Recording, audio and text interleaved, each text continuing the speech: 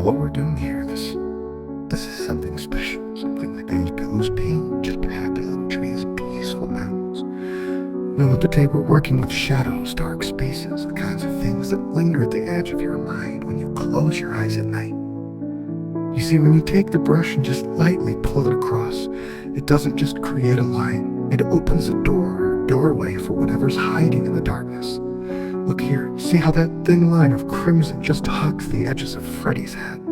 That's not just color, that's mood, that's fear creeping in. The way the light barely touches his face before it gets swallowed up. And that's the magic of it, really. You've got the light and you've got the dark. Where they meet, that's where the scary stuff lives. Oh, and don't forget the shadows. Shadows are your best friends when you're trying to make something unsettling. Just let the brush dance along the canvas. Let it whisper the shapes of things you don't want to see. Pennywise, he's a perfect example. You don't need to show every sharp tooth in his mouth.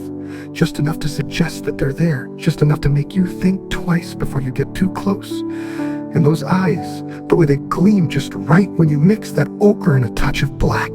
It's like he's watching you, like he's coming out of the painting. But see, here's the thing. None of this is about being scared. Oh no, it's about control. It's about guiding the fear with your brush, shaping it, owning it. Leatherface. Now there's a guy who doesn't sit well for portraits, but you can use that energy. See how the chainsaw just rests there in his lap? The blade doesn't need to move, but the way you highlight it, you feel the weight, you feel the threat. The brush knows how to bring that out, and you just gotta trust it. Sometimes it's in the small details, like the glint of moonlight on the edge of Jason's mask, or the way you drag the knife across the canvas to make those jagged lines for the Predator's armor. It's not about being loud, it's about being precise.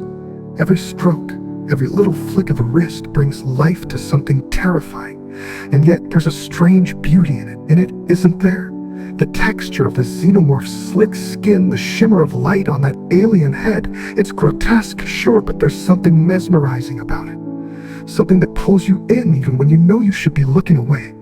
The brush guides you through all the horror, through all the chaos, and by the end of it, you've made something that's not just scary, but something that lives, something that breathes. It's a dance between what's known and what's hiding just beyond. And the brush, well, it knows the way through it all. You just have to follow.